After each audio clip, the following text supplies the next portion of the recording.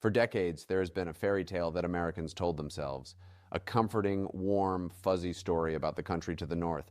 Canada was the quiet neighbor, the polite friend, the predictable sidekick, the reliable backup plan. In the minds of Washington elites, Canada was the country that followed orders. Sure, they might complain a little bit, they might issue a polite statement of concern, but at the end of the day, when the White House snapped its fingers, Ottawa jumped. That was the rule. That was the natural order of things. That story is dead. It is over. And the terrifying part for the United States is that nobody in Washington realized it until it was already too late. This did not happen with a screaming match on live television.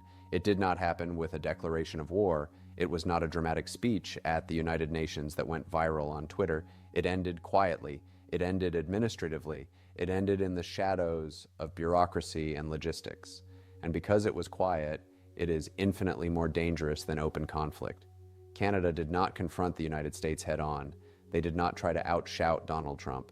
They did not engage in a Twitter war. They did something much more effective. They stepped back, they withdrew, they reclaimed control, and the consequences of that silent shift are now cascading through the American economy, the American military system, and the entire NATO alliance structure faster than the Pentagon or the White House knows how to handle. We are talking about a complete crippling of the assumptions that hold American power together. This is not about tariffs. This is not about left versus right politics. This is about leverage. And the United States just discovered, in the most painful way possible, how exposed it really is. It all started with the jokes. You remember them. Donald Trump, feeling invincible, openly mocked Canada's sovereignty. He stood on stages and joked about making Canada the 51st state. He laughed about it. His crowds laughed about it.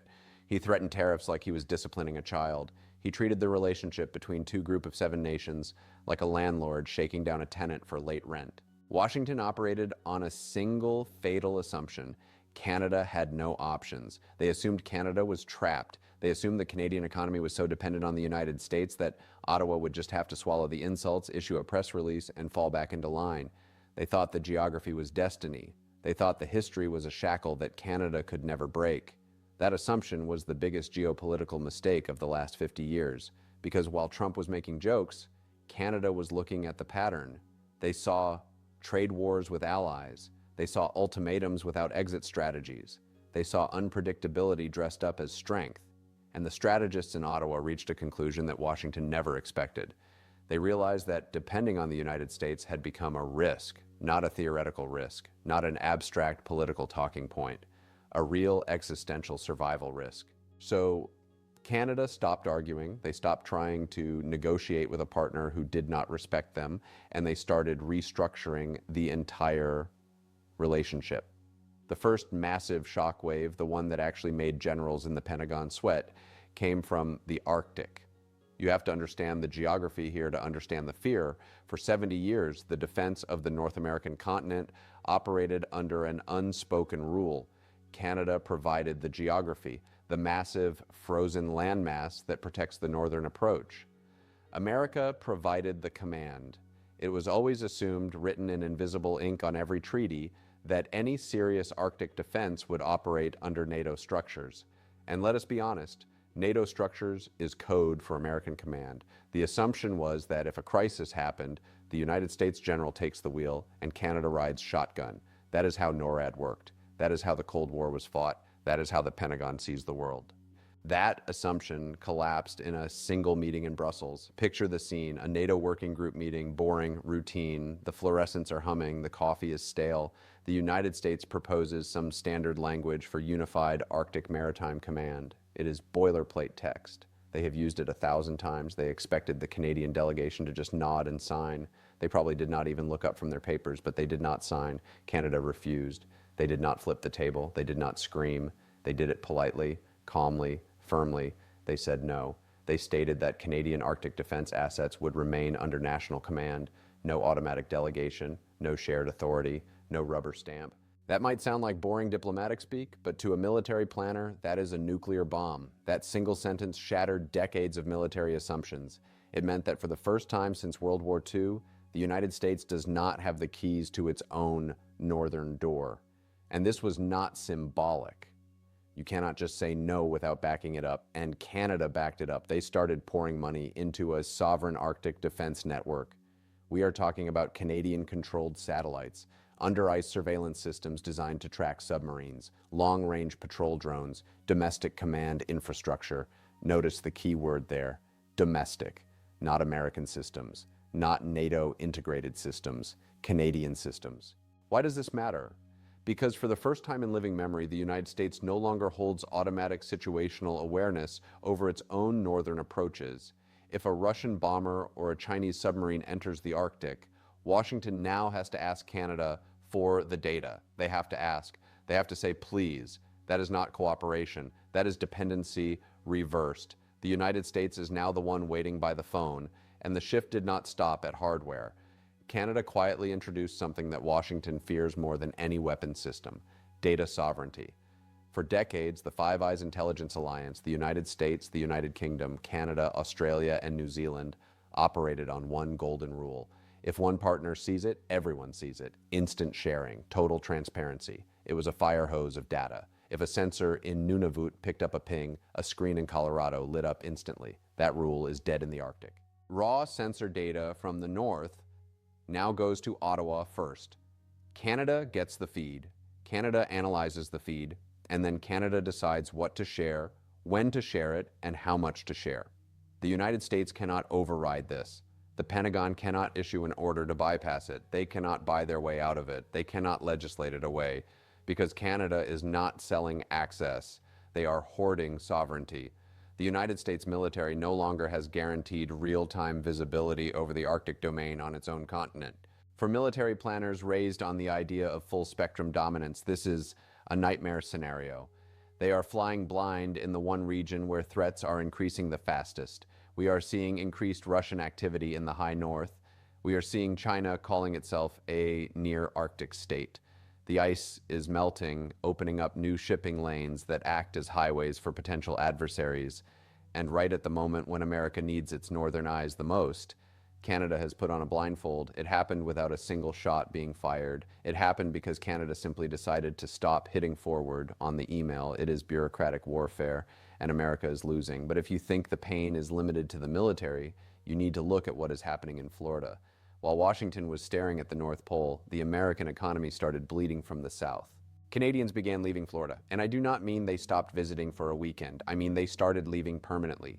For 50 years, the Florida economy has been addicted to Canadian money. The snowbirds, they come down for months at a time.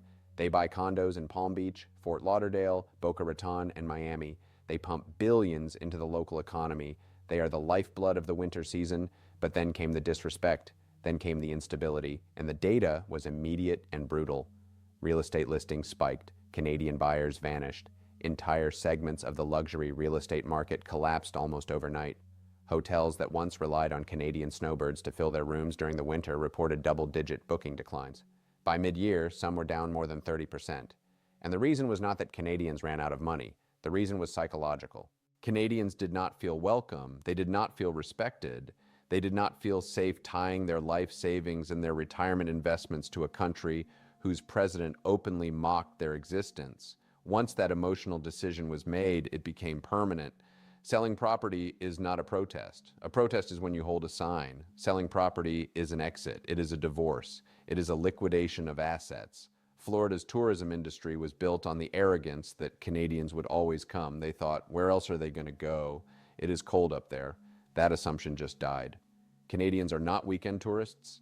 They are long-stay economic anchors. When a domestic American tourist goes to Florida, they stay for 4 days, buy a Mickey Mouse hat, and leave. When a Canadian goes, they rent for 4 months. They lease cars, they buy furniture, they spend locally in grocery stores and restaurants every single day. They pay property taxes, they sustain year-round employment for locals, they join golf clubs, they use local health care. They are temporary residents who spend like locals. When they leave, nothing replaces that spending pattern. Domestic tourism does not stay as long. It does not spend as much. It does not return as predictably.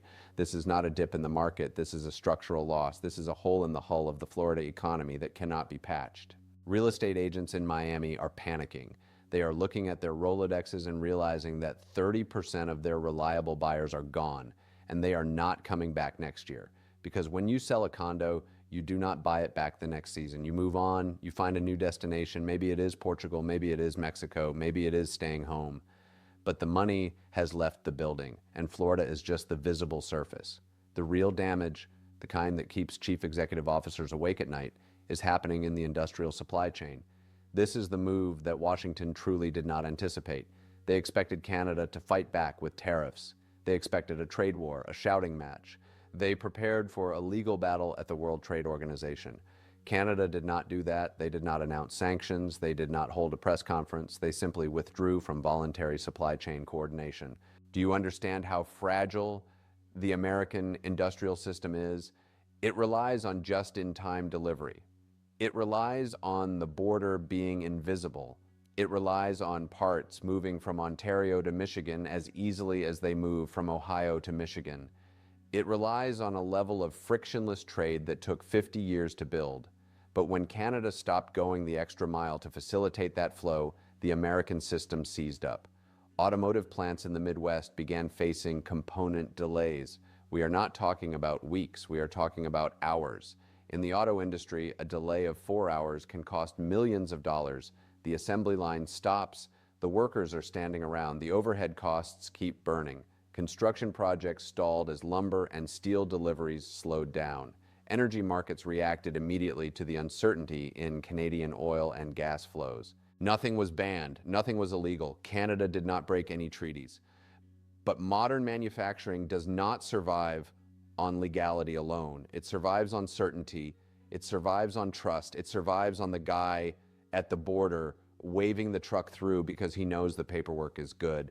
When that trust evaporates, every truck gets checked, every form gets scrutinized, and the entire system grinds to a halt.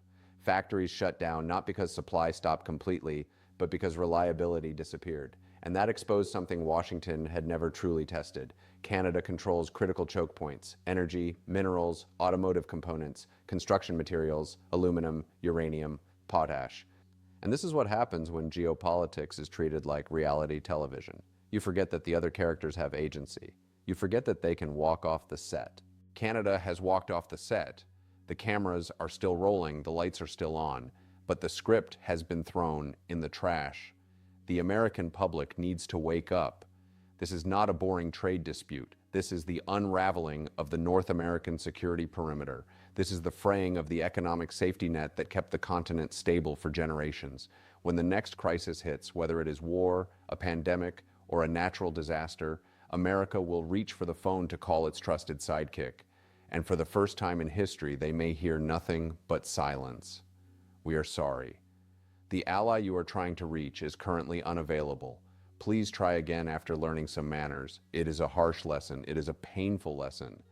But it is the reality of the world we now inhabit. Canada did not cripple American dominance with missiles or sanctions. They did it by acting like a sovereign nation. Trump and the entire Washington establishment did not see it coming because they were too busy looking in the mirror, and the reflection staring back is starting to look very lonely. The damage is silent. The damage is slow. But make no mistake, the damage is real. And the limp the American economy and military are about to develop is not temporary. That limp is going to be permanent.